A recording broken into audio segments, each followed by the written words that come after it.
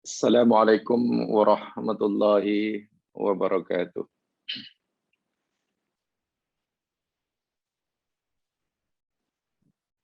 Innal hamdalillah nahmaduhu wa nasta'inuhu wa natubu ilaihi wa nastaghfiruh.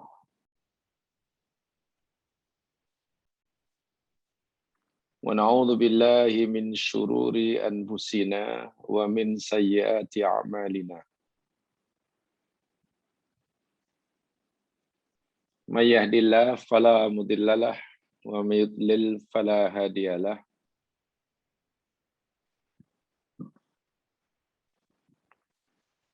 Allahumma shalli ala Muhammad wa ala ali Muhammad.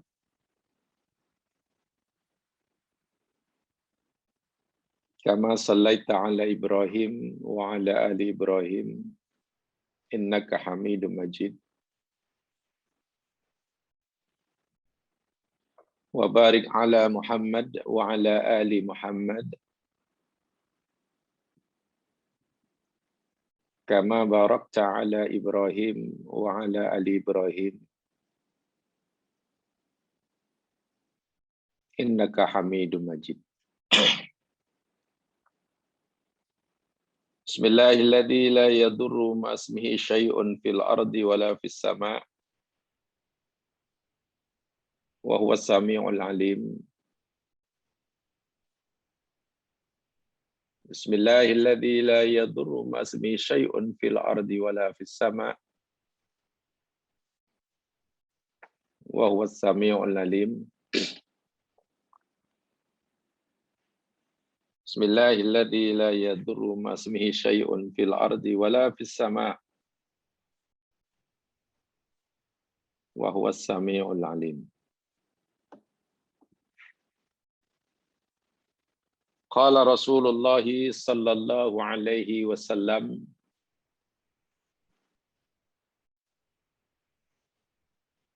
khairu yaumin tala'at alaihi syamsu yaumul jumu'ah.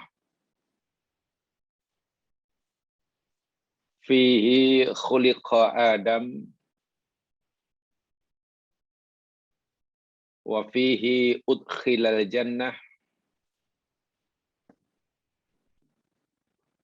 wa fihi ukhrija minha.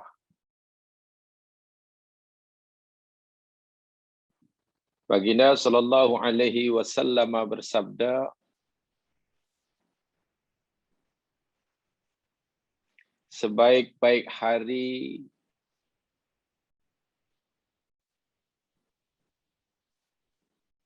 sebaik-baik matahari terbit ialah pada hari Jumat. Hari di mana Adam alaihissalam diciptakan.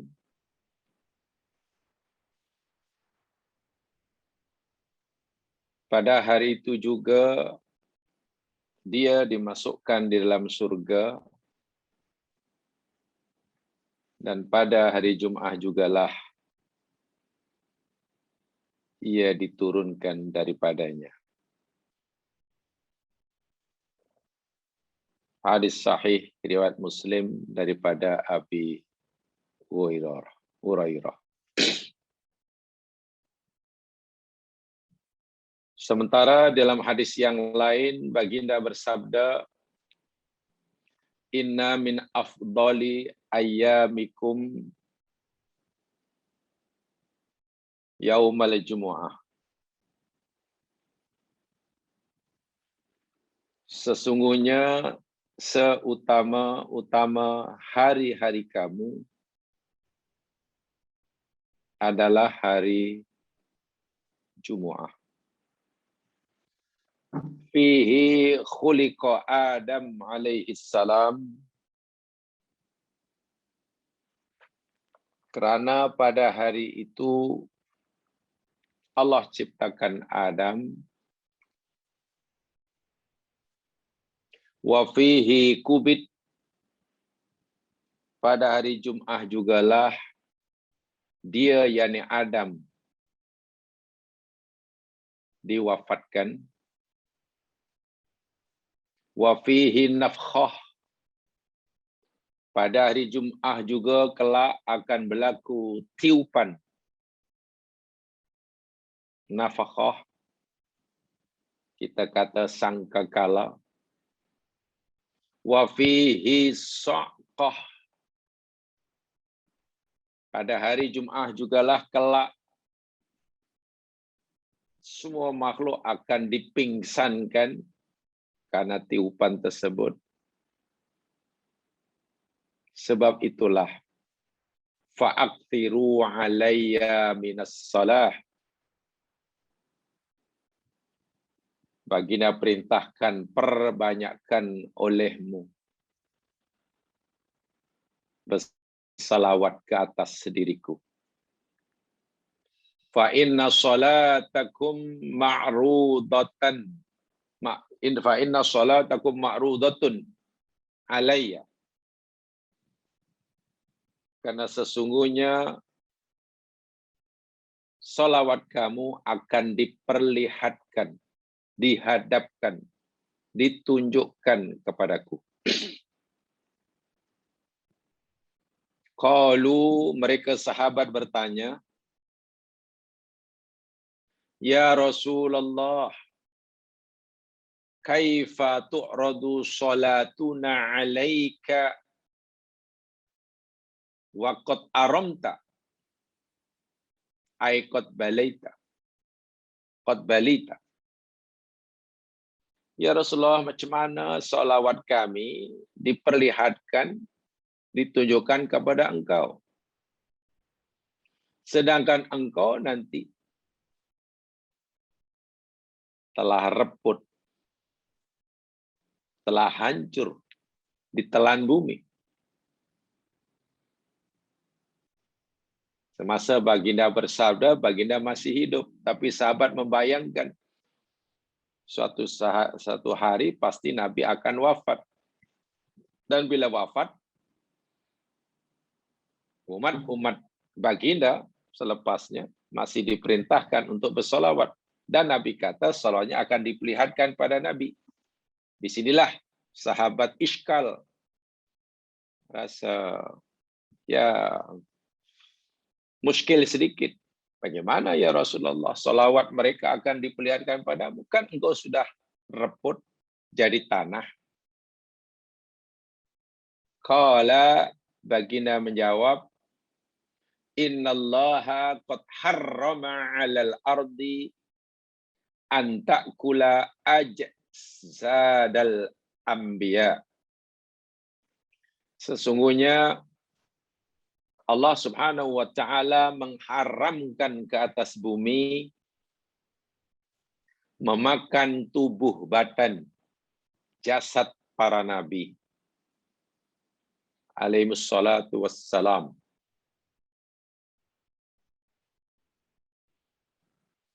Hadis sahih daripada Aus bin Aus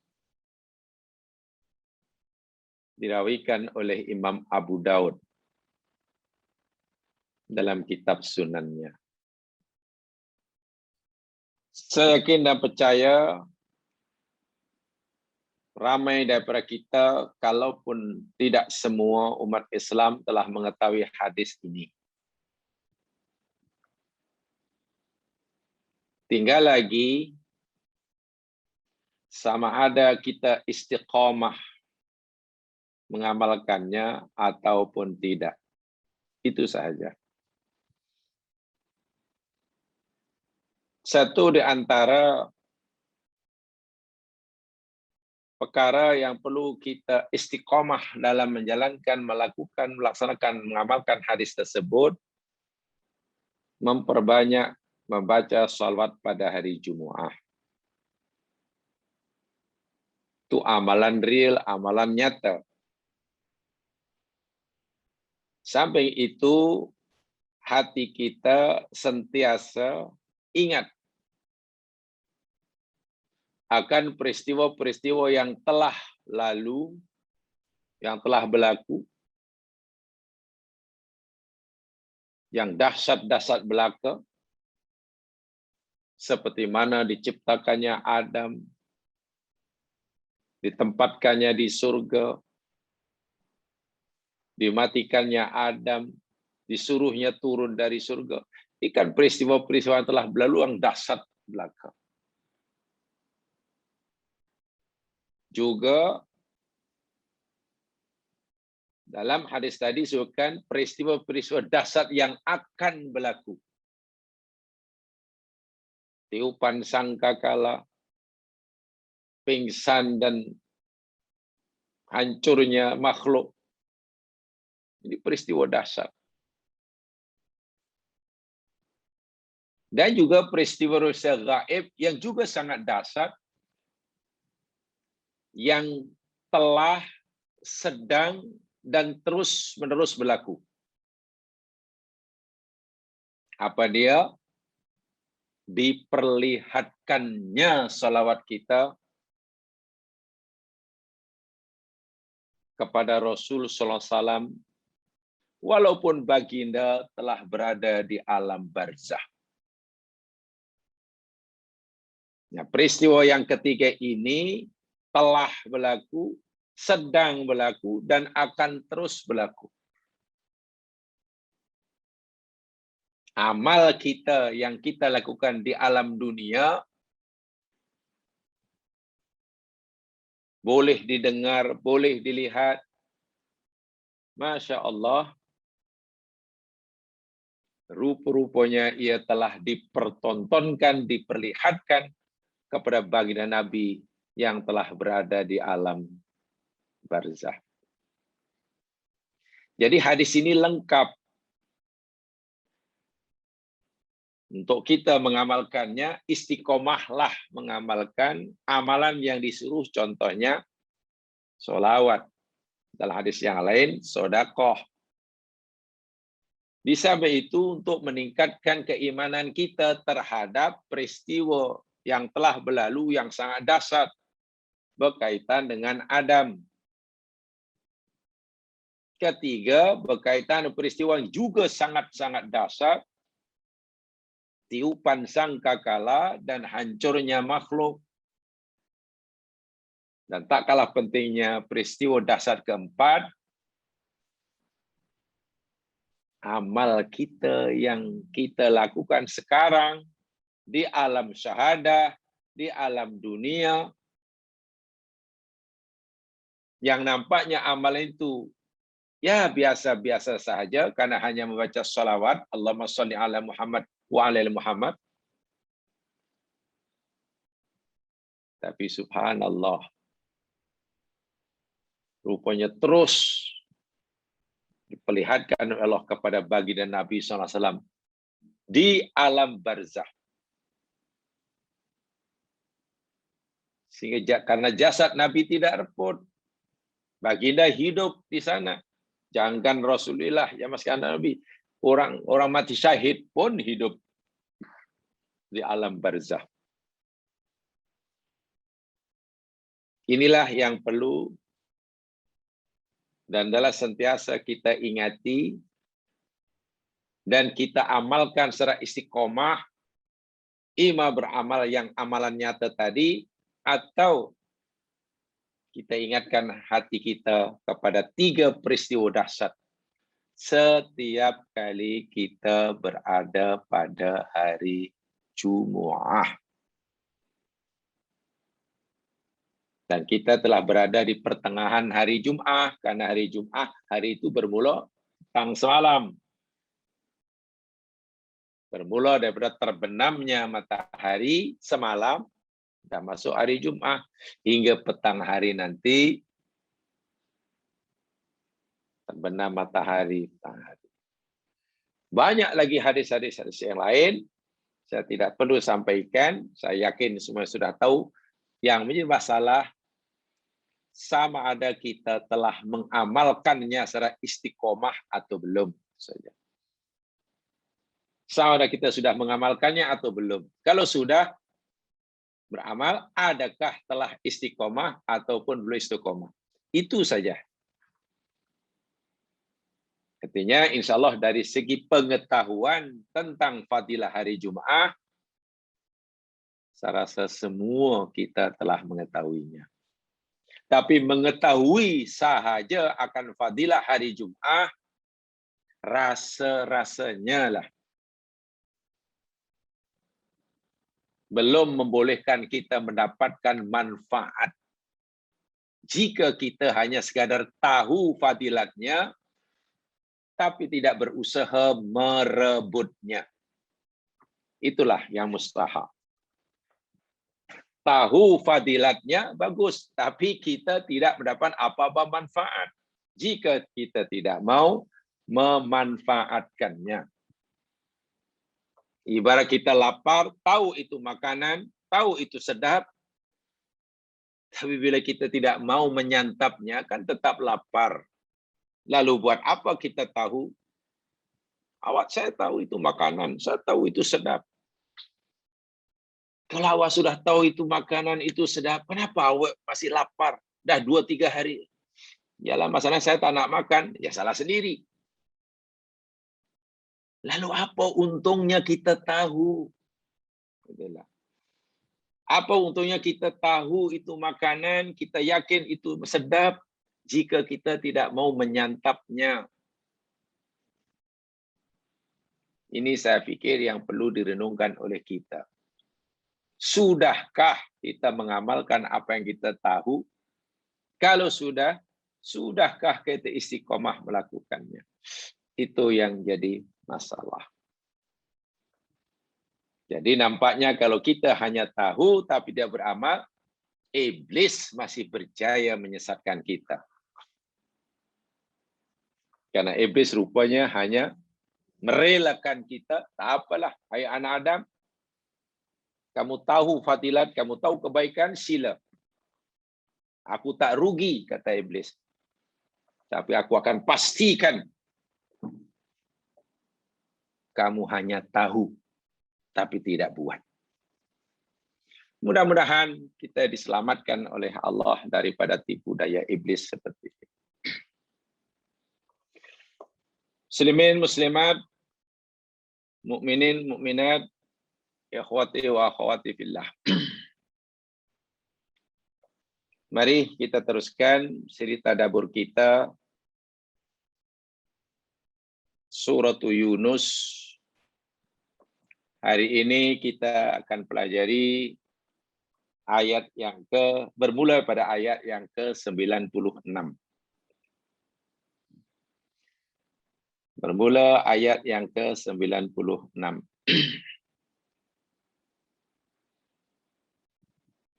Lihat ayatnya.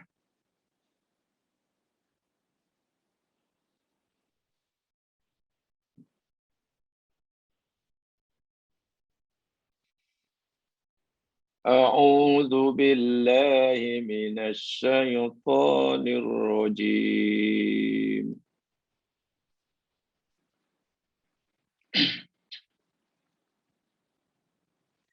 Innal ladzina haqqat 'alaihim kalimatu rabbika la yu'minun.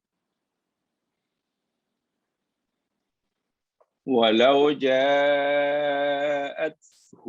kullu ayatin hatta yarawul 'adzabal alim.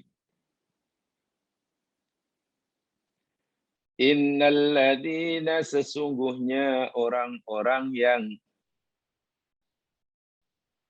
haqqat telah nyata alaihim atas mereka kalimatu rabbik, kalimat atau ketetapan Tuhanmu, bahwa mereka itu la yu'minun, tidak beriman.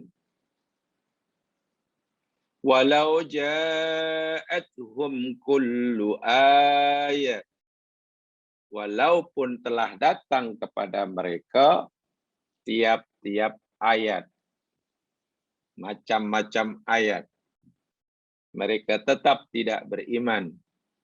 Hatta yarawul 'adzabal alim, sehingga mereka melihat sendiri dengan mata kepala mereka akan azab yang sangat-sangat pedih. Jamaah sekalian, dalam ayat-ayat sebelumnya, Allah menceritakan orang yang mendustakan ayat Allah, sombong ke atasnya, yakni menolaknya, bukan kerana mereka tidak memahami, mereka menolak ayat Allah justru karena mereka mengetahui ayat itu benar. Coba. Kalau kita nak tahu seberapa teruk orang-orang ini, dalam konteks ini disebutkan yakni ahli kitab ya. Mereka menolak Nabi Muhammad, menolak Al-Quran yang dari Rasulullah, bukan karena mereka tak tahu bahwa Nabi Muhammad itu Nabi yang benar, yang disampaikan itu agama yang benar. Bukan. Mereka tahu. Betul Muhammad ini Nabi Allah. Betul nasihat itu firman Allah. Jika mereka mengetahui kebenaran kenabian Nabi, kebenaran ajaran disampaikan oleh Nabi, macam mana mereka tolak? Nah, inilah peliknya. Mereka tolak kerana telah kita pelajari baghya wa adwa. Karena permusuhan, karena kedengkian dan kebencian. Seseorang itu apabila sudah tertanam dalam hatinya perasaan dengki, benci, tidak suka, jamaah sekalian,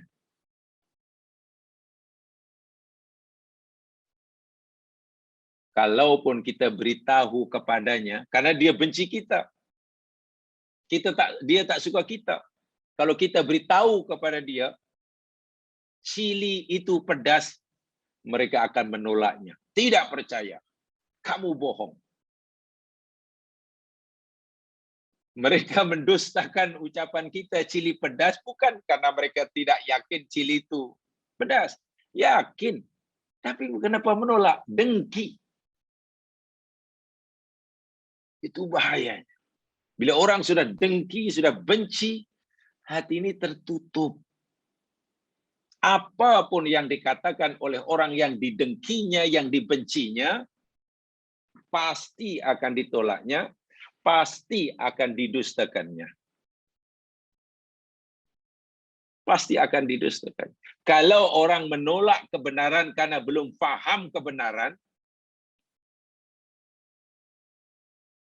ya kita maklumlah sedikit. Tugas kita saja terus meyakinkan supaya ia faham kebenaran tersebut. Mana tahu jika dah faham nanti akan menerima. Ini tidak. Mereka yakin. Dari mana kita tahu mereka yakin Nabi Muhammad itu Nabi yang benar, yang disampaikan itu ajaran benar? Seperti mana yang telah kita pelajari pada siri lepas, di dalam kitab mereka telah tertulis nama Nabi termaktub dan mereka meyakini akan kenabian, kerasulan Nabi yang Allah janjikan ini. Kan kita telah pelajari itu. Nah, orang-orang seperti inilah yang Allah sebutkan sesungguhnya orang-orang yang telah haqqat alaihim kalimatu rabbik la yu'minun. Kata Said At-Tantawi dalam tafsirnya Al-Wasit, ini mantan Syekhul Azhar, mantan Syekhul Azhar, universiti tertua, universiti Islam tertua di dunia, Al-Azhar University. Al-murad bi kalimati rabbik ay hukmuhun nafid. Yang dimaksudkan kalimatur rabbi, kalimatur rabbik dalam ayat ini. Apa maksud kalimat Tuhanmu, kalimat Ai hukmuhu an-nafid. Ketetapan Allah yang pasti berlaku. Artinya, dahulu pada zaman azali, ya kalau boleh katakan zaman lah, kalau masa lah. Karena hakikatnya pada waktu itu masa pun juga belum ada. Jadi nak sebut pun susah juga nih. Ya azali itu je lah. Sebab kalau nak sebut pada waktu zaman azali, macam mana zaman azali? Sedangkan masa belum ada, masa belum ada, tempat apa namanya, dalam bahasa Arabnya, madiah belum ada, material belum ada, energi belum ada, masa belum ada, ruang belum ada. Karena itu kan 4 unsur makhluk. Tapi Allah sudah ada. Itu namanya azali. Saya sebenarnya tak begitu, tak mengikuti pendapat yang tak begitu tepatlah menyebut zaman azali. Sebab zaman itu masa. Masa itu, waktu itu belum ada masa. Macam mana sebut masa? Tak apalah. Untuk menggunakan pemahaman. Dahulu, pada masa zaman azali, Allah sudah tahu dengan ilmunya, Allah sudah tetapkan dengan kitabahnya, bahwasanya orang-orang ini, walaupun mereka tahu kenabian, kebenaran kenabian Muhammad SAW, kebenaran ajarannya, orang-orang ini tetap memilih untuk menolaknya kerana kedengkiannya. Ini Allah sudah tahu semenjak dahulu kan. Sebelum pun orang ini dicipta, sebelum orang ini lahir. Nah, ini kaitannya dengan qada qadar. Ya, yang semalam saya sentuh sedikit itu. Betul, selepas orang ini lahir di dunia, dicipta oleh Allah, mempunyai pengetahuan yang betul tentang Nabi Muhammad sebelum kelahiran baginda, setelah Nabi lahir, menolak. Nah, inilah Allah kata, haqqat alaihim kalimatu. Betul lah. Benarlah ketetapan Allah, Tuhanmu, bahwa orang ini tak akan beriman. Betul lah, tak beriman. Walau ja'athum kullu ayat. Tengok. Walaupun macam-macam ayat bukti kebenaran dirimu sebagai Rasul aku, wahai Muhammad, mereka tetap tidak beriman. Ini ayat ini kalau kita kaitkan dengan ayat sebelumnya, kisah tentang ahli kitab yang kufur itulah, Yahudi itu. Tapi kan ada dalam kaidah usul fiqh, yakni al-hukmu bi umumil lafzi la bi khusus sabab. Ayat ini tidak hanya merujuk kepada ahli kitab yang kufur menolak kenabian Nabi, tapi pada siapa saja yang mengkufuri Rasulullah, menolak ajaran Nabi, walaupun mereka faham. Walaupun mereka tahu. Walaupun mereka gagal mencari bukti bahawa Nabi ini bukan Nabi. Lebih umum lagi, ayat ini berlaku pada semua manusia yang tetap tidak percaya akan rububiyah dan uluhiyah Allah Subhanahu wa taala, walaupun ayat-ayat Allah telah perlihatkan pada mereka dan mereka memahami ayat itu. Contohnya etis. Seorang etis namanya.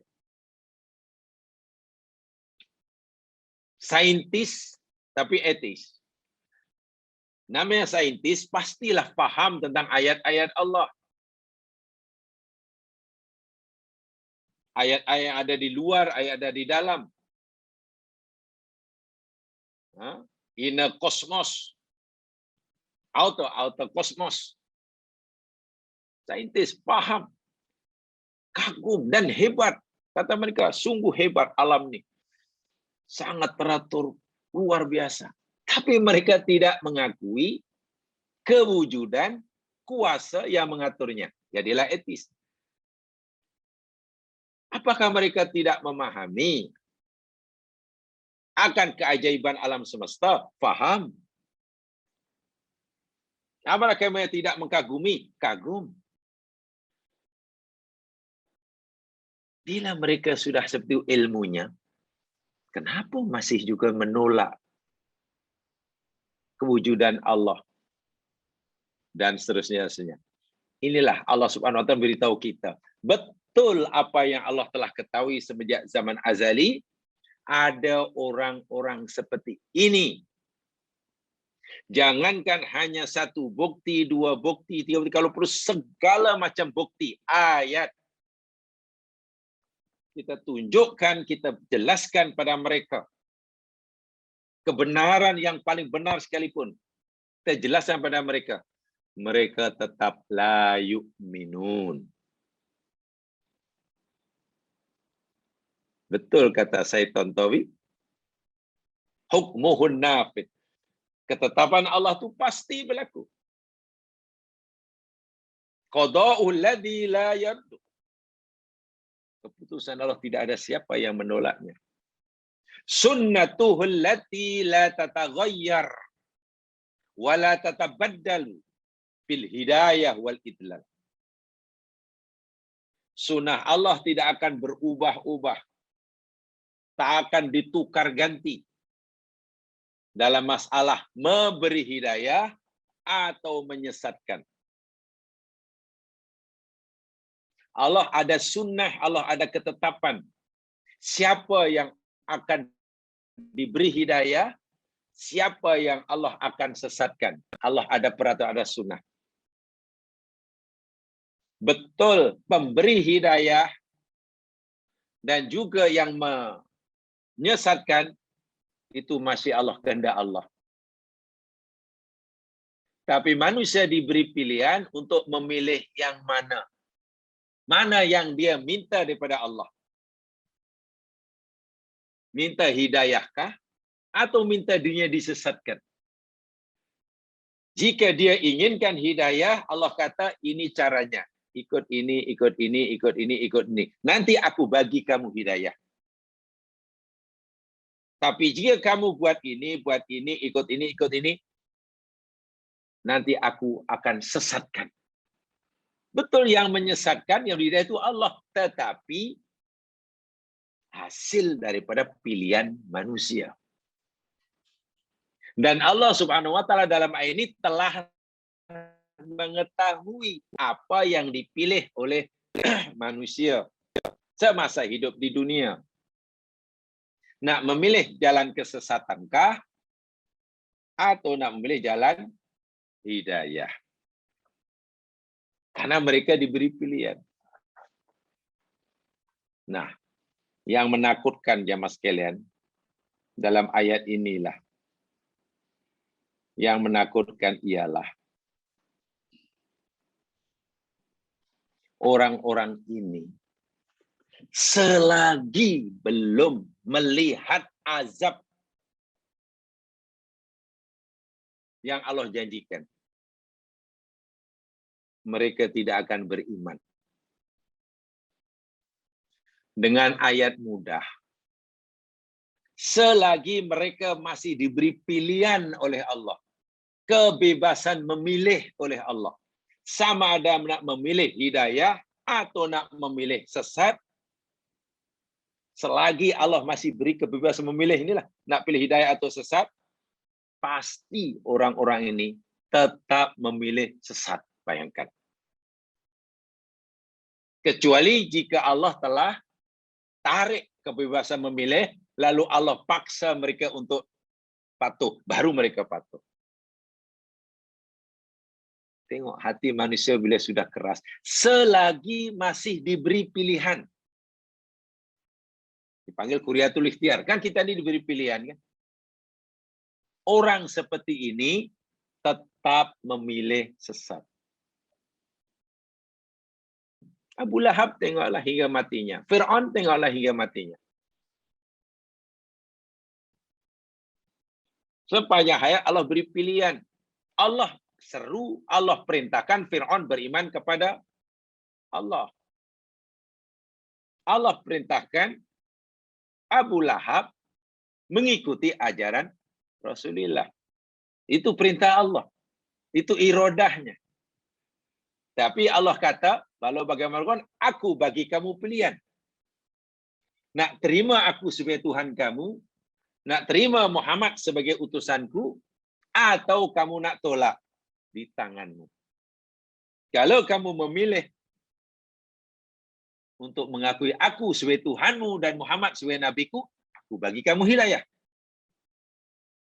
Tapi jika kamu menggunakan kebebasan memilih yang ada pada dirimu untuk menolak diriku, menolak aku kata Allah sebagai Tuhanmu dan menolak Muhammad sebagai nabiku, ya aku bagi kamu sesat. Orang ini tetap memilih sesat selagi Allah masih beri kebebasan memilih. Baru mereka nanti mengakui kebenaran Rasulullah, kebenaran bahwa Allah itu satu-satunya Tuhan yang disembah, ketika mereka melihat azab yang pedih. Tapi apa artinya?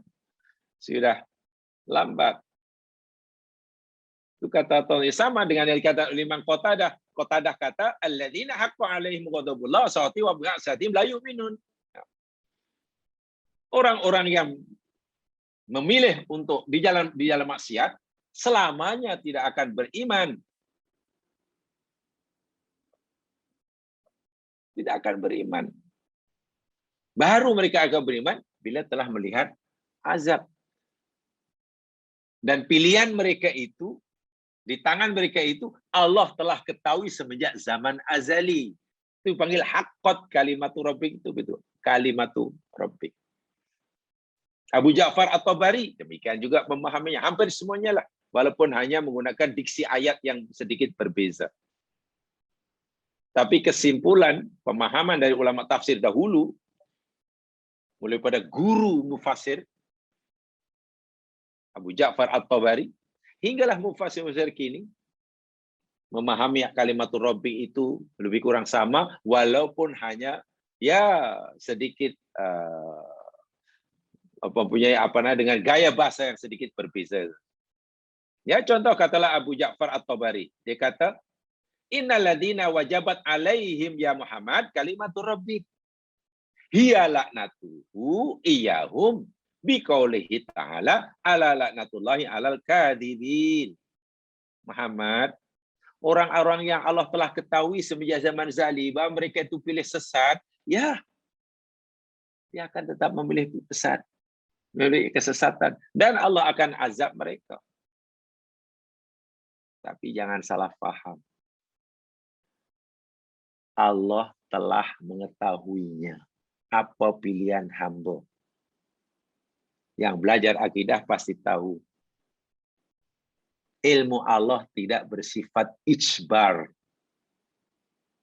tapi bersifat inkisaf. Ilmu Allah tidak ada unsur memaksa, tapi ilmu Allah hanya bersifat inkisaf, kait ta'alluqnya pada inkisaf. Inkisaf itu pendedahan.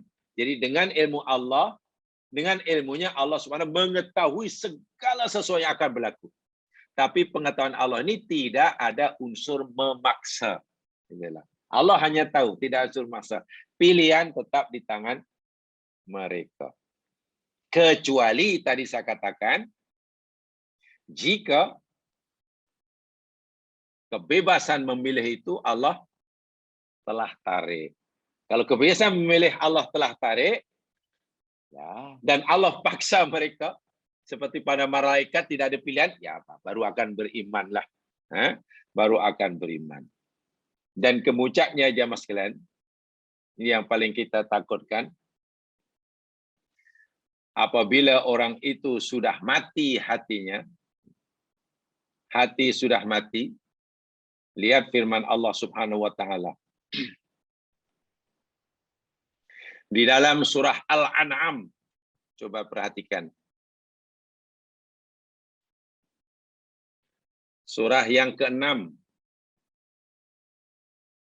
ayat yang ke-111.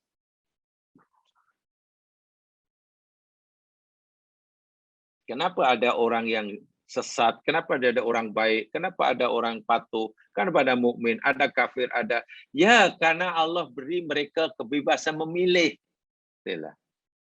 Tetapi, saya ulangi, sebelum mereka memilih, Allah sudah tahu apa yang mereka akan pilih. Itu hakot kalimat rabbik. Selagi mereka masih diberi kebebasan memilih, nak pilih patuh ke tak patuh ke, menentang ke, percaya atau tidak, orang yang hatinya mati pasti tetap memilih jalan sesat. Coba perhatikan ayat ini. Al-An'am 1:1.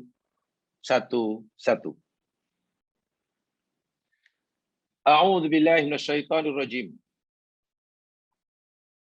Walau annana nazzalna ilaihimul malaikah wa kallamahumul mauta wa hasyarna alaihim kulla syai'in qubula ma kanu liyu'minu illa ayyasha Allah walakinna aktsarahum yajhalun. Perhati betul-betul. Walau dan jikalau annana sesungguhnya kami Allah maksudnya, dan jikalau sesungguhnya kami Allah nazzalna menurunkan ilaihim pada mereka al-malaikat, kalaulah kami Allah, kata Allah, menurunkan malaikat pada mereka, turunnya pula seorang, silih berganti gitulah. Lalu memberitahu pada mereka, wahai manusia, bahwa Tuhan yang benar kamu sembah itu Allah sahaja. Wahai manusia, alam kubur itu hak, neraka itu hak, surga itu hak. Semuanya ada, benar adanya. Katalah, malaikat turun kepada mereka dan memberitahu kepada mereka. Dakwah Allah ini. Atau wa kallamahumul mauta, dan kalaulah orang-orang mati yang dah mati itu, mereka dah mati, dihidupkan semula oleh Allah, lalu bercakap kepada mereka, bersarah pada mereka tentang alam barzah. Alam barzah, karena orang yang dah mati kan ada pengalaman di alam barzah. Lalu hidup, menyampaikan ceramah tajuknya alam barzah. Kan lebih meyakinkan kan? Kita yang belum ada pengalaman mati, cerita alam barzah berdasarkan apa kata Allah. Orang yakin atau tidak yakin, wallahu alam, setakat mana keberkesanannya, tingkat kemampuan meyakinkan orang lain. Tapi bila orang dah mati, puluhan tahun, ratusan tahun, hidup semula, lalu cerita pengalaman di alam barzah. Saya yakin ini usrohnya lebih meyakinkan. Kalaulah ada orang mati hidup semula dan cerita alam barzah, wa hasyarna alaihim kulla syai'in qubula, dan kami himpunkan, Allahu Akbar, kami himpunkan segala sesuatu. Kubula itu berhadap-hadapan. Jin diletakkan depan dia. Iblis letak dia. Segala sesuatulah. Malaikat pencatat amalan pun ada di sisinya. Malakul maut pun ada. Siksa kubur dinampakkan. Sirat diperlihatkan. Segala sesuatu dinampakkan depan matanya. Apa kata Allah? Maka nuliyuk minum. Mereka tetap tidak akan beriman. Dahsyat tak dahsyat hati apabila sudah mati. Jangankan hanya mendengar sarahan, jangankan hanya mendengar sabda Nabi, melihat Nabi yang diutus oleh Allah, mereka akan percaya. Sedangkan jika Allah turunkan malaikat sekalipun yang menjadi utusannya, cerita Sidratul Muntaha, cerita aras, sebab malaikat ada yang menjaga aras. Lalu dia sendiri yang cerita tentang aras. Malaikat sendiri yang cerita tentang azab, pahala, tentang rekod tulisan. Mereka tak percaya. Tak percaya. Bohong. Jangankan hanya orang yang hidup yang belum ada pengalaman mati, yang cerita tentang alam barzah, mereka akan percaya. Jika tok nenek moyang mereka bangkit daripada kubur, lalu cerita tentang alam barzah, itu pun mereka tidak akan beriman. Jangankan azab kubur, siksa kubur, surga, neraka, dan segala-galanya lah. Tak diperlihatkan. Bagaimana mereka akan percaya? Jika diperlihatkan semuanya depan mata pun, maka nula yu'minu. Mereka tetap tidak akan beriman. Illa ayyasha Allah. Tengok. Kecuali masyiah Allah. Apa kaitannya? Ayat ini kaitannya dengan kebebasan memilih. Allah bagi mereka kebebasan memilih. Selagi mereka masih punya kebebasan memilih yang Allah berikan, mereka akan tetap memilih tidak percaya. Itulah maksudnya. Lainlah jika Allah sudah tarik, ambil semula Huriyatul Ikhtiar, lalu mereka manusia ini diperlakukan Allah macam malaikat. Semuanya beriman sebab malaikat tidak punya Huriyatul Ikhtiar. Malaikat tidak diberi kebebasan memilih. Itulah manusia yang sudah hatinya tertutup. Tetapi mereka tak faham itu. Jahil itu. Jahilnya macam mana? Kenapa diberi pilihan untuk sama ada milih surga atau pilih neraka? Kenapa mereka tetap milih neraka? Alasan mereka mungkin, ya karena neraka tak nampak, surga pun tak nampak. Buat apa aku percaya? Entah iya, entah tidak. Boleh jadi. Boleh jadi. Kenapa mereka tetap menolak Nabi Muhammad SAW? Adakah mereka tidak percaya? Boleh jadi. Ya, saya tidak mengakui Muhammad itu bohong. Muhammad itu pembohong. Boleh jadi. Mendustakan Tuhan karena tidak kenal Nabi Muhammad, tidak melihat sendiri, mungkin. Tidak mendengar sendiri. Boleh jadi. Masalahnya orang-orang yang Allah sebut dalam ayat ini, mereka kenal. Jauh sebelum kelahiran Nabi, mereka sudah tahu. Dalam kitab mereka, takkan mereka tak percaya Quran cerita. Mereka percaya. Jadi hakikatnya mereka dustakan bukan Nabi Muhammad. Bukan. Mereka tidak mampu mendustakan Muhammad. Mendustakan kenabian Muhammad maknanya mendustakan kitab mereka sendiri. Kan begitu. Mendustakan Nabi mereka sendiri yang selama ini mereka percayai. Rupanya ada yang menghalangi mereka untuk beriman. Orang-orang yang disebut dalam inilah. Apa dianya? Lagi sekali, ini bahayanya. Kedengkian. Itu luar biasa jemaah sekalian. So itu jangan anggap remeh ya sifat dengki ini. Nabi pun beritahu kita jemaah sekalian, iyakum wal hasad, jauh oleh kamu kedengkian. Fa innal hasada ta'kulun nar kama fa innal hasada ta'kulul hasanat kama ta'kulun narul hatab. Karena kedengkian itu boleh makan kebaikan sebagaimana api membakar kayu api. Seorang dengki bukan sekadar kebaikannya terpadam, terhapus. Katalah dengki B, bukan semata-mata kebaikan itu lenyap daripada pandangan, kebaikan B itu lenyap dari pandangan pasti tidak mampu berbuat baik pada B.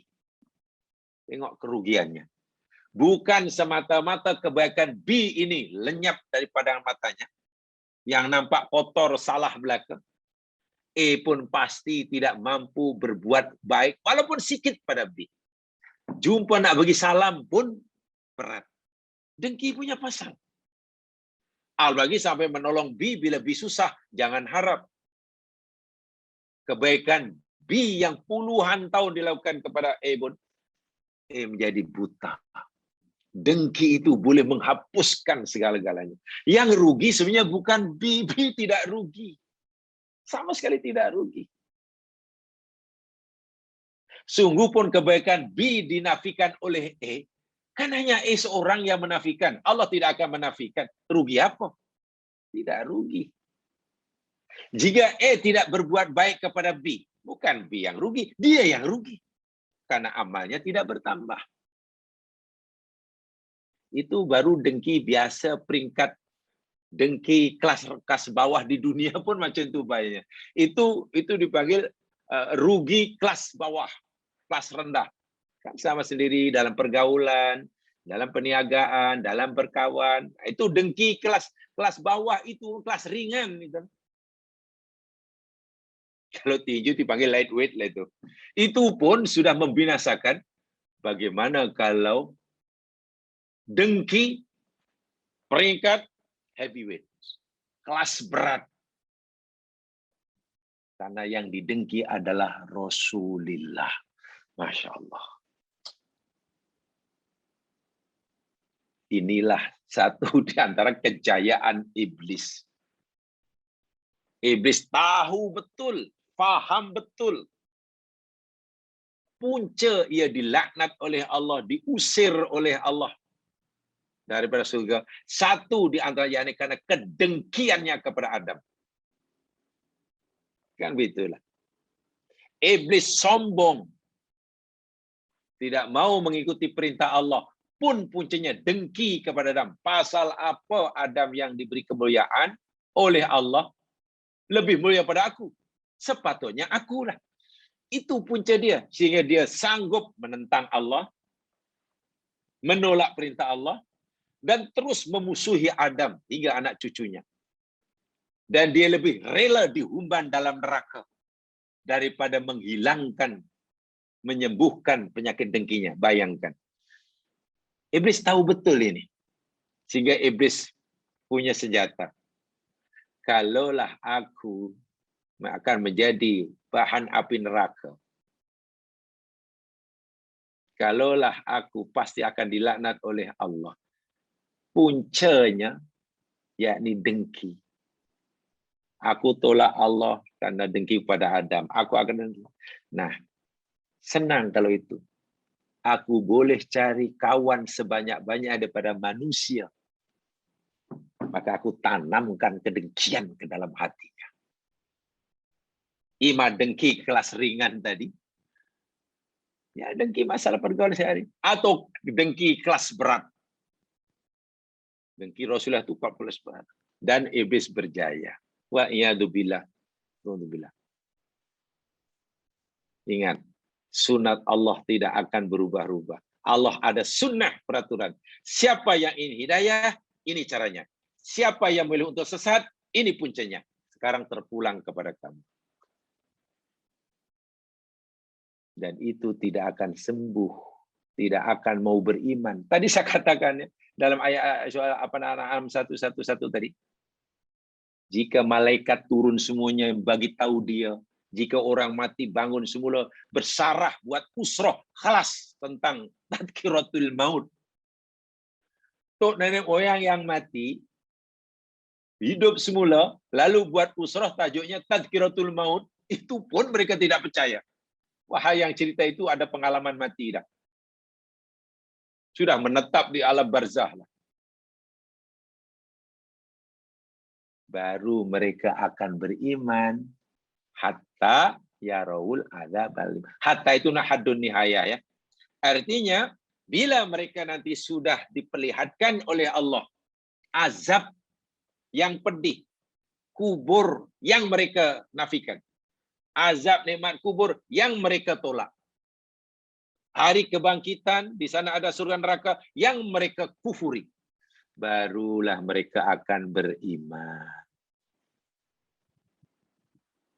Tapi lagi-lagi iman seperti ini tidak ada artinya. Ibnu Katsir beritahu kita dalam tafsirnya, la yu'minun imanan yanfa'uhum. Mereka tidak akan beriman dengan iman yang memberi manfaat pada mereka. Bal hina la yanfa'u nafsan imanuha. Bahkan mereka itu, karena mereka itu beriman pada waktu ketika keimanan seseorang tidak memberi manfaat sedikit pun pada dirinya. Walihada lamma da'a Musa, sebab itulah kata Ibnu Katsir, ya, ini dalam tafsir Ibnu Katsir saya kutipkan. Sebab itulah ketika Musa AS menyeru atau berdoa istilahnya kepada Allah Subhanahu wa taala, ala Fir'aun wa qaumihi, berdoa keburukan atas kaumnya. Da'a alam mana doa keburukan. Kalau da'a lam doa kebaikan. Da'a kalau selepasnya ada lam itu doa benda yang baik. Kalau da'a selepasnya ada ala itu doa yang tak baik. Nabi Musa pernah membacakan doa mohon pada Allah, tapi yang Nabi Musa pohon benda yang tak baik agar Allah timpakan pada Fir'aun laknatullah dan kaumnya. Nih dalam surah Yunus yang sedang kita pelajari juga lah, dalam ayat 88 tempoh hari kan. Jangan boleh rujuk surah Yunus, surah ini juga ayat 88 tuh.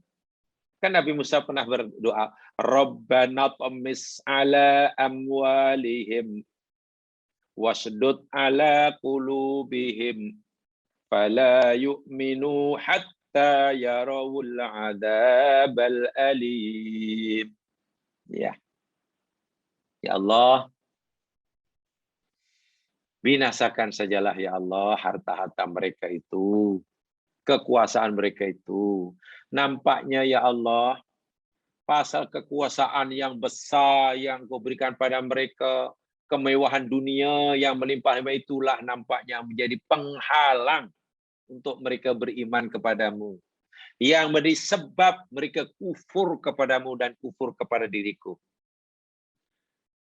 Hilangkan saja ya Allah. Tarik balik kekuasaannya. Miskinkan mereka. Miskinkan mereka. Wasjud ala qulubihim. Fala yu'minu, mereka takkan beriman ya Allah. Selagi mereka merasa kuat, hebat dan sebagainya, mereka takkan beriman.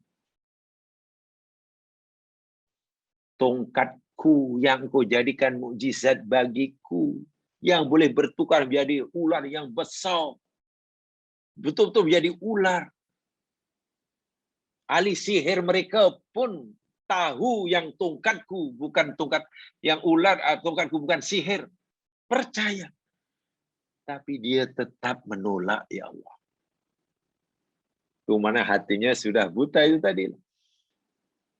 Dan nampaknya mereka tidak akan beriman kepada semua ini ya Allah. Sehingga mereka melihat azab-Mu yang pedih. Betul. Mereka baru beriman selepas dalam keadaan sakaratul maut kan. Itu ayat sebenarnya kan sudah dijelaskan tuh. Ketika hendak mati, lemas di lautan, kan baru nak bersyahadah. Amantu annahu la ilaha illalladzi amanat bi bani Israil wa ana minal muslimin. Tapi apa artinya iman seperti itu? La yu'minun imanan yanfa'uhum, kata Ibnu Katsir. Mereka tidak akan beriman dengan iman yang memberi manfaat. Iman sebenarnya tidak beriman. Jadi macam orang tak beriman. Karena imannya tidak memberi apa-apa manfaat. Itu makna kalimatul rabbi, haqqat kalimatul rabbi. Sama boleh baca semua tafsir, insya Allah memberi maksud yang sama walaupun menggunakan diksi kalimat yang berbeza, diksi jumlah yang berbeza. Karena memang ayat ini ayat muhkamat lah, ayat muhkamat. Sekaligus jamaah sekalian, nah ini dari segi balaghahnya. Dari segi balaghah, ayat yang sedang kita pelajari ini 96 dan 97 ini, ia taubihun lil kafirin, ala israrihim 'alal kufri wa juhudihim lil haqqi. Ini dari segi ilmu balaghah. Dari segi ilmu balaghah, ayat ini adalah taubihun lil kafirin. Celaan, cercaan, kejian, apalagi. Dan yang semakna dengannya. Bagi orang-orang kafir yang berterusan dalam kekufuran. Yang berterusan dalam penolakan mereka terhadap yang benar. Allah cela. Ini dari sisi balaghahnya. Bayangkan, jika kita hidup di dunia, kita melakukan satu kesalahan karena menyalahi nilai-nilai masyarakat tempatan di mana kita tinggal. Lalu orang selain kita mencela kita. Mencela karena perbuatan kita yang menyalahi etika kemasyarakat masyarakat. Itu pun kita merasa terhina dan tersisih. Kita pasti merasa terhina dan terasing dalam pandangan masyarakat sekeliling kita. Karena orang kanan kiri kita, di tempat kediaman kita, area kediaman kita, semua tidak menyoal kita kerana kita punya melanggar nilai yang dipegangi oleh. Walaupun jika kita pindah tempat dari tempat itu, pindahlah ke kawasan lain, insya Allah, ya kita mulia balik. Karena masyarakat tidak mencela lagi. Tidak mencela lagi. Rasanya kalau kita dicela, dipandang serong, dipandang sebelah oleh jiran-jiran kita, itu pun hidup kita sesak, ya sekalian. Sekarang, bagaimana jika yang mencela itu, celaan itu datang daripada Allah Rabbul Jalil? Nah, ini dari segi balaghahnya, tidaklah difahami betul. Jadi hati mereka itu sangat tersiksa. Karena mereka dapat celaan yang dahsyat daripada yang mencipta alam semesta, yakni Allah.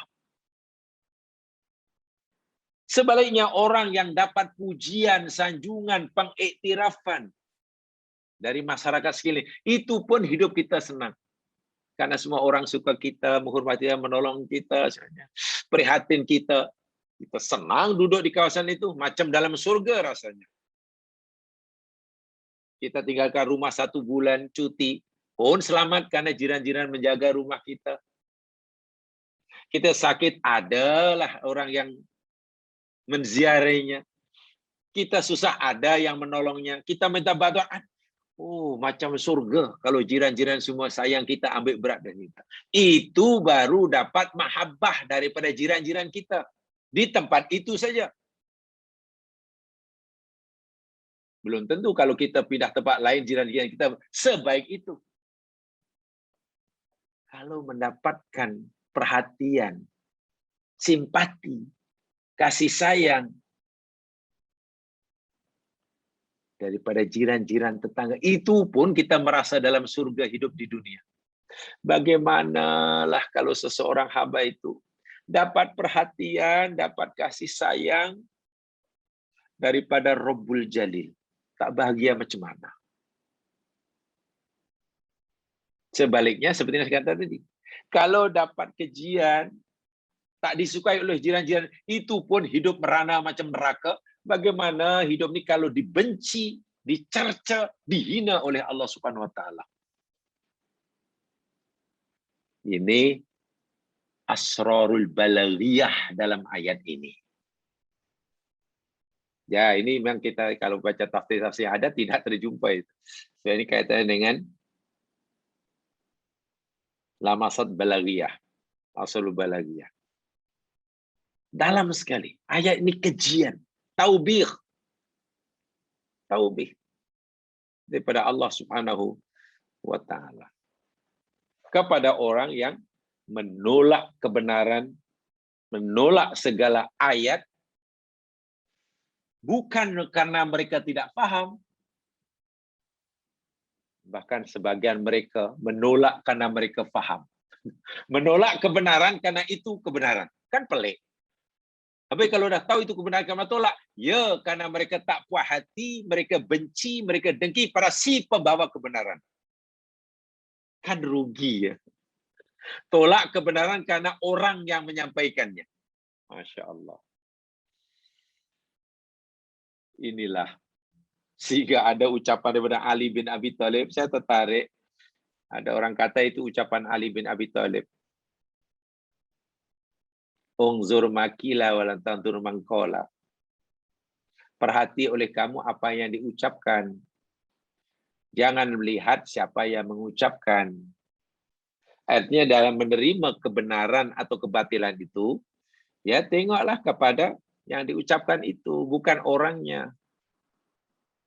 Sebab kalau kita menilai kebenaran itu kepada siapa yang menyampaikan, ya susahlah. Kecuali yang menyampaikan itu Rasulullah ya, lain. Maksudnya pada keadaan sekarang, jadi bukan faktor si penyampainya, tapi terletak pada ada tak nilai kebenaran pada benda yang disampaikan. Kalau dia benar, terima saja, walaupun datang daripada orang yang kita tidak sukai.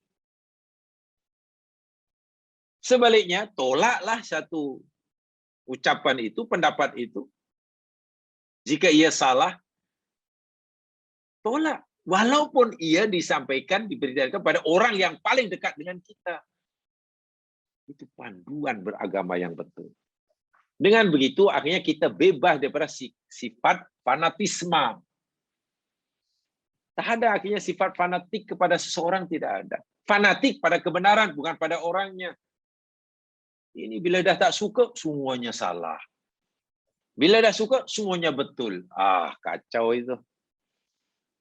Kacau, bukan begitu. Itu cara tak betul. Fikiran kita sebenarnya sudah tidak rasional ya. Bila tak suka pada A, semua yang dikatakan oleh A salah. Bila suka dengan B, semua yang dikatakan oleh B betul. Macam mana? Di mana letak? Di mana fungsi ya? Akal sehat kita di mana? Kan kita sebenarnya punya akal sehat. Tidak begitu sebetulnya.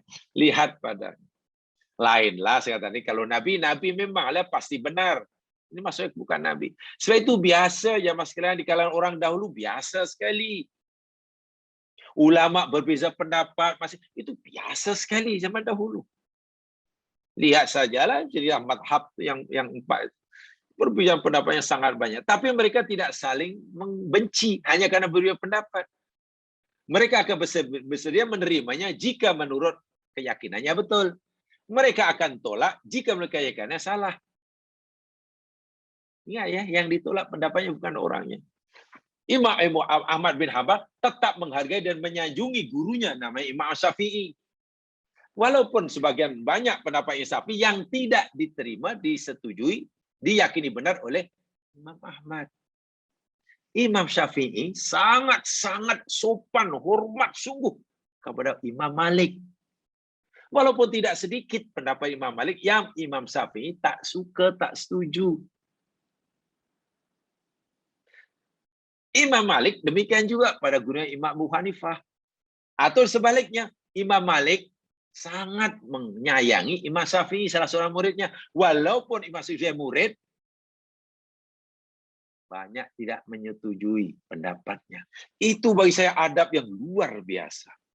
Ini tidak. Hanya karena satu dua pendapat berbeza, wah sudah dicop sana, dicop sini, cop sana. Macam mana? Tidak begitu caranya. Itu tidak baik ya. Itu tidak baik. Mari kita berpikir waras. Berakal sehat dalam masalah ini. Jangan sampai seperti ini. Tengok. Ini kejian yang luar biasa ini. Ahli kitab. Benci punya pasal pada Muhammad sehingga kebenaran yang disebut oleh Nabi Muhammad ditolak. Ingat ahli kitab tempoh hari telah kita kan ketika ketika Abdullah bin Salam memeluk agama Islam, dia seorang alim, seorang padi, ulama besar, dihormati. Ahli kitab sangat-sangat menyayangi dan menyanjungi. Ya, maklum ketua agama, dihormati sungguhlah. Dia orang baik, dia gunakan dah ibaratnya memang penyuluh lah bagi mereka, lampu bagi.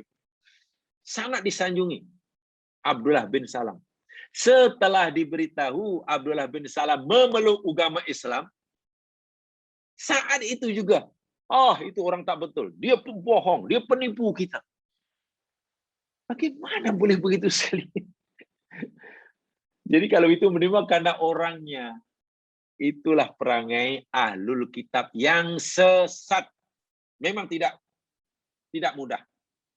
Tidak mudah dalam hal ini. Karena bila sudah ada perasaan tak suka pada seorang, semuanya salah. Hatta orang tu cakap 2 campur 2 4 pun dia tak percaya. Bayangkan. Tapi kalau orang yang disukai berkata 2 campur 2 ada 5 pun percaya. Bayangkan gimana kalau dah macam tu. Tapi bila yang bercakap tak disukai, 2 campur 2 ada 4. Itu pun masih tak percaya. Orang kata, dia itu kata betul lah, 2 campur 2 itu 4. Macam mana awak tak beriman? Iyalah, memanglah 2 campur 2 itu 4. Betul yang cakap itu, tapi you kena tahu apa niat dia. Tengok.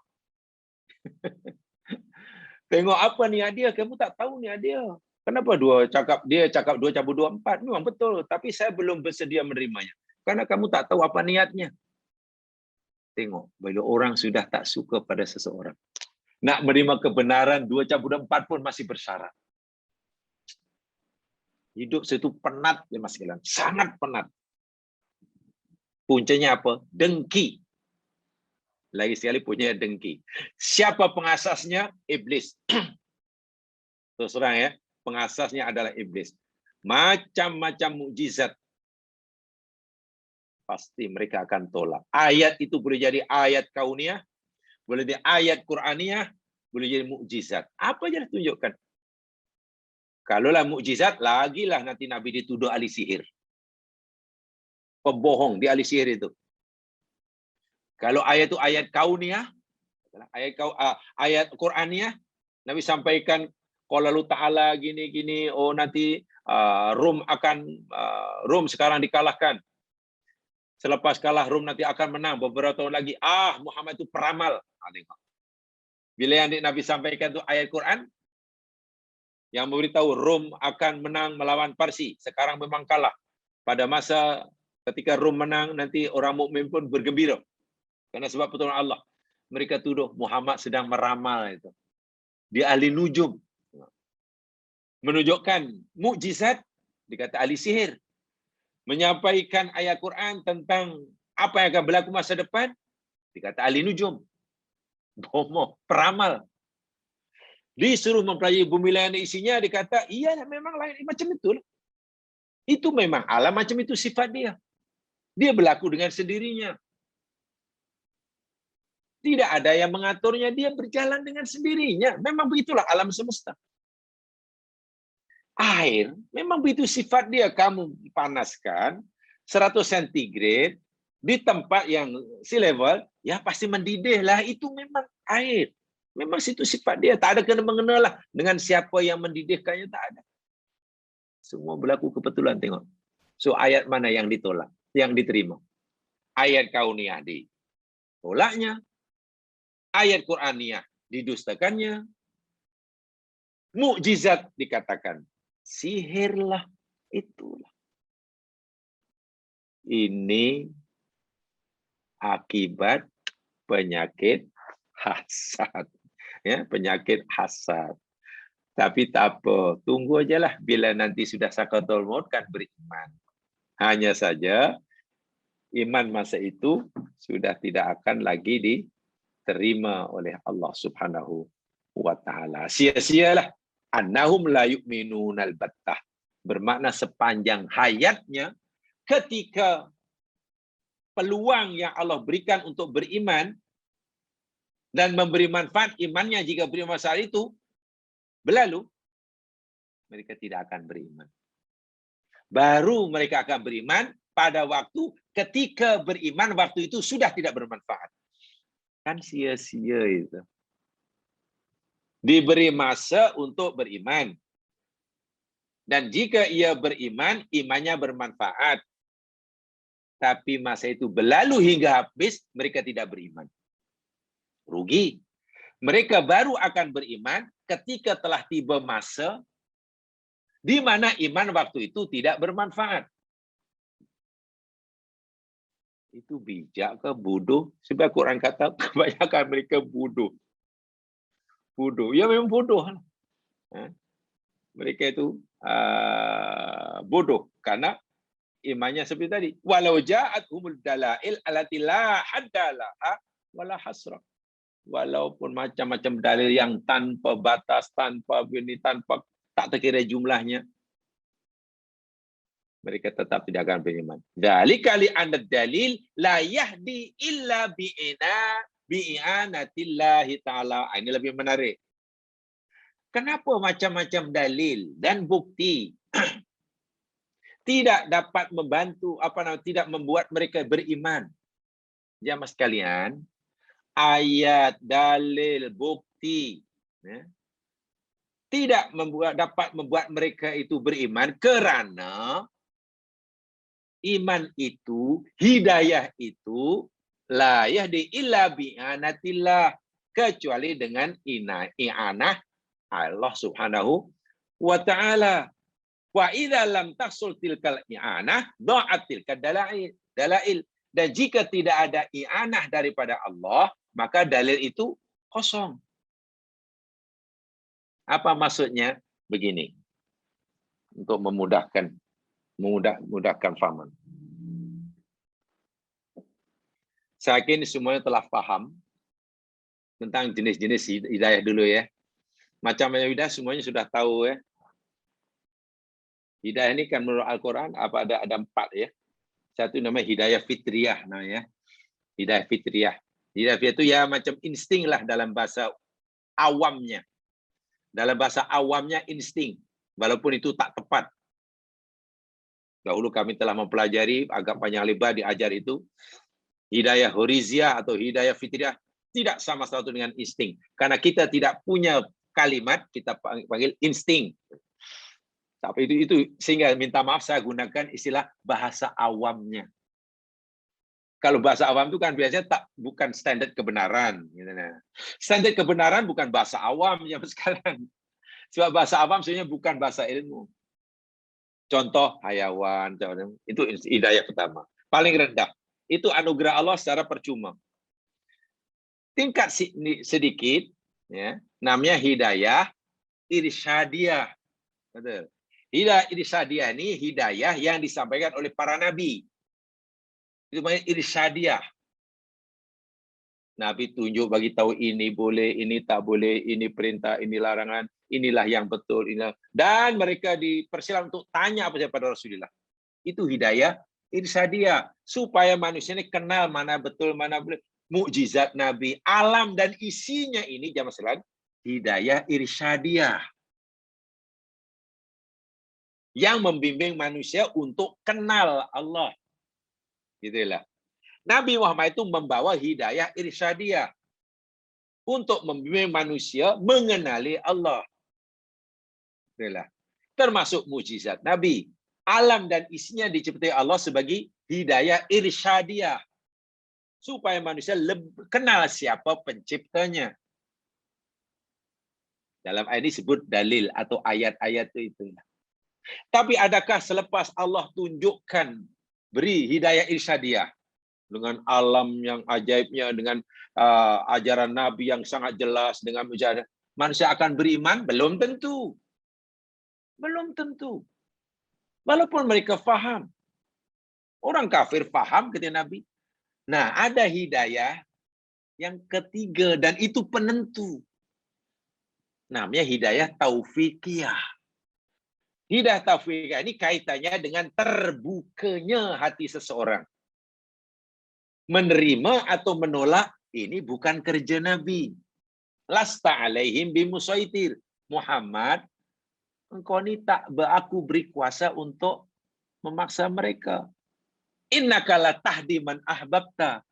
Muhammad, engkau tak boleh beri hidayah kepada mereka walaupun mereka itu orang kamu cintai. Maknanya hidayah taufikiyah ini. Ini 100% kerja Allah. Jika orang itu mohon kepada Allah, coba membuka dirinya. Apa yang difikirkan oleh akal telah ditemukan. Otaknya maksud saya dengan berfikirnya, telah berjaya menemukan kebenaran. Kebenaran hasil tafakurnya. Sepatutnya kebenaran hasil tafakurnya ini menjadi pertimbangan, menjadi sesuatu yang menjadi pertimbangan untuk hatinya menerima atau menolak. Nah, itu fungsi hatinya, fungsi tadabkurnya dalam pelajaran apa namanya tafakur ulul albab telah dijelaskan. Kan otaknya sudah menemukan kebenaran. Serahkan kepada hati. Sekarang hati, inilah untuk kamu menentukan sikap hidup kamu. Ini bahannya. Ini bahan yang patut kamu pertimbangkan. Ini benar adanya. Maka hati yang membuka dirinya, oh iya, terima kasih wahai otak kamu. Karena kamu telah memberikan bahan pertimbangan yang sangat mustahak berat. Maka aku terima. Nah, kesediaan orang untuk membuka hatinya atau menolak, itu kerja Allah. Terpulang pada orang itu. Jika orang itu membuka hatinya, maka Allah buka hatinya. Jika tidak, maka Allah pun tidak. Sebab itu dalam ayat ini dinyatakan, sungguh pun macam-macam ayat kamu tunjukkan, maknanya sungguh pun hidayah irsyadiah kamu telah jelaskan sejelas-jelasnya, kamu pampang terus pampangnya, mereka tetap tidak beriman, tetap tidak mendapat hidayah. Hidayah irsyad taufikiyah maksudnya. Karena hidayah taufikiyah itu semata-mata bi'inayatillah, bimasyiatillah. Selepas manusia itu memilihnya, memohonnya. Yaitu tanpa hidayah taufikiyah daripada Allah, karena mereka tidak mau menerima hidayah taufikiyah ini, sebanyak manapun hidayah irsyadiah yang berupa dalil Qur'ani lah, dalil alami lah, dalil apa, tak ada nilainya. Kosong. Da'at tilka dalail. Lenyap, hilang. Tak berfungsi sama sekali. Tak bisa sekali. Inilah bahayanya ya sekalian. Ada orang yang untuk mendapatkan, untuk membuka hatinya, untuk dia bersedia membuka hatinya, bagi mendapatkan hidayah taufikiyah, perlu banyak dalil. 2, 3, 4. Kalau satu belum bersedia, 2 belum. Setelah 10, 20 baru, iya. Akhirnya, ya Allah, hamba-Mu sekarang yakin, ya Allah, bahwa Engkau ada Tuhan satu-satunya. Muhammad adalah Nabi utusanmu yang paling benar. Quran adalah kitab sucimu, firmanmu, ya Allah, yang terakhir. Setelah melihat 20 bukti. Boleh jadi. Sementara orang lain, 20 belum cukup. 50, 100. Selepas 100 bukti, wah, baru. Aku beriman, ya Allah. Banyak bukti-bukti. Jadi tingkat cepat atau lambatnya hati ini terbuka, ya mas sekalian, ya, bergantung orang itu. Kalau hatinya lembut, yakin akan kebenaran yang dihasilkan oleh berfikirnya, ya mungkin dengan sedikit bukti sudah membuka diri. Ya, aku percaya. Bagi agak lihat, karena ya kuncinya itu banyak sangat. Mungkin hatinya bukan terkunci, tapi sudah di patri, ya. Dalam Al-Quran dipanggil khotamallah, ya. Sudah di patri, ya. Jadi welding jadi satu, 1, 2, 10, 100 bukti, 200 bukti, 500 bukti, baru beriman. Alhamdulillah, sekurang-kurangnya sempat beriman, walaupun perlukan 500 bukti. Ini ribuan bukti, ratusan ribu, tetap tak beriman. Ini kan telah kita pelajari dalam tafakur ulul albab, ya. Kita buat perbandingan tuh dalam 2 ayat tuh. Ya, kalau orang tuh hanya baru level golongan qaumun yatafakkarun, itu perlu banyak bukti baru beriman. Tapi kalau orang itu sudah masuk ulul albab, hanya perlu 2 bukti sudah beriman. Maknanya semakin lembut hati seseorang itu, semakin tidak memerlukan banyak bukti untuk beriman kepada Allah. Iya. Ramai orang-orang Makkah yang masih kebingungan dalam menentukan sikap. Nak percaya atau tidak? Percaya tidak. Karena ini baru saja Nabi Muhammad cerita katanya malam hari tadi pergi ke Palestin, pergi Sidratul Muntaha. Payah ni. Payah ni nak cerita berita ini. Orang kafir memang dah tak percaya lah. Si mukmin pun macam mana ni? Nak percaya macam mustahil ni. Tak percaya, Nabi yang cerita ni. Mereka masih menunggu. Orang kafir lagi, kami tak percaya. Apa buktinya? Mereka minta bukti. Buktinya lalu Nabi ceritalah, jumpa siapa dalam perjalanan. Nanti ada kafilah niaga, sekarang sedang di situ. Suatu hari nanti akan datang sampai ke Makkah pada hari kiamat, bla bla bla. Semua bukti tentang macam-macam. Tapi masih tak percaya. Ada yang sudah percaya dengan bukti. Abu Bakar As-Siddiq, Allahu Akbar. Abu Bakar, kamu percaya ke Rasulullah katanya malam tadi pergi Baitul Maqdis, pergi Sidratul Muntaha. Abu Bakar hanya bertanya, betulkah Rasulullah yang kata begitu atau kamu yang mandai-mandai? Sahabat kata, betul ya Abu Bakar, Nabi sendiri yang cerita. Ramai semua dengar. Apa jawab Abu Bakar? Kalaulah Rasulullah yang cerita, jangankan hanya cerita macam itu. Nabi cerita lebih dahsyat daripada itu pun aku percaya. Mulai itu kan Abu dipanggil As-Siddiq. Pertanyaannya, kenapa orang lain masih tidak percaya walaupun ada bukti? Kenapa orang lain baru percaya selepas ada bukti? Kenapa orang lain sudah percaya walaupun hanya dengan 1-2 bukti? Dan kenapa Abu Bakar As-Siddiq percaya walaupun dia belum mendengar buktinya? Ini kaitannya dengan tingkat kelembutan dan kejernihan hati, ya Mas sekalian. Hati itu tingkat kejernihannya, tingkat kelembuhannya, tingkat nuraninya. Kan ada istilah hati nurani ya. Bercahaya atau tidak bercahaya. Tingkat masdarnya apa? Kebercahayaannya itu tak sama. Semakin hati itu lembut, semakin hati itu salim, semakin hati itu bersih, semakin hati itu terang benderang,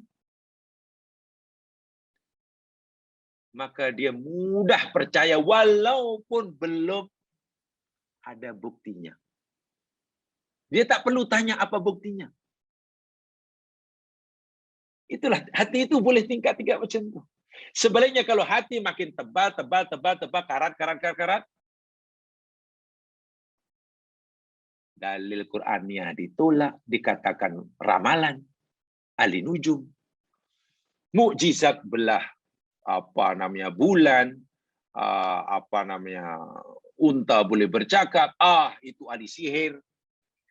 Melihat keajaiban alam semesta, itu memang alam dicipta seperti itu. Ini hati sudah karat. Hati-hati. Jadi ini masalahnya bukan masalah banyak atau sedikitnya dalil. Bukan. Banyak manapun dalil dan bukti. Tapi jika hati tetap berkarat, apa beriman? Sebab itu Allah Subhanahu wa taala ingatkan. Ihdinas siratal mustaqim itu jamaah sekalian kita telah pelajari dahulu. Doa yang paling agung. Karena yang kita minta daripada Allah bukan hidayah taufik, bukan hidayah irsyadiyah, bukan hidayah fitriyah, tapi hidayah taufikiyah. Ihdinas siratal mustaqim. Semata-mata itu hak Allah. Bila sudah dapat hidayah itu jamaah sekalian, tak perlu banyak ayat dan bukti kita sudah beriman. Dan bila itu kita sudah dapat hidayah taufikiyah, di akhirat nanti ada hidayah masuk surga. Yang tak dapat hidayah taufikiyah, di akhirat dapat hidayah masuk neraka. Ditunjukkan jalannya di neraka, ditunjukkan jalannya ke surga. Sebab itulah ayat ini celaan, hinaan pada orang yang hatinya sudah mati, tertutup, walaupun ribuan ayat telah dikemukakan kepadanya. Wallahu a'lam. Mudah-mudahan menambahkan pengetahuan bagi kita, bermanfaat bagi saya menyampaikan. Alhamdulillah kalau dapat bersama. Mari kita dengan bacaan tasbih farah dan surah wal asri. Subhanakallahumma wa bihamdika asyhadu an la ilaha illa anta astaghfiruka wa atubu ilaik. A'udzu billahi minasyaitonir rajim. Wal 'ashr. Innal insana fi khusr illa alladziina aamanu wa 'amilus shalihat wa tawassaw bil haqq wa tawassaw bis sabr. Assalamualaikum warahmatullahi wabarakatuh.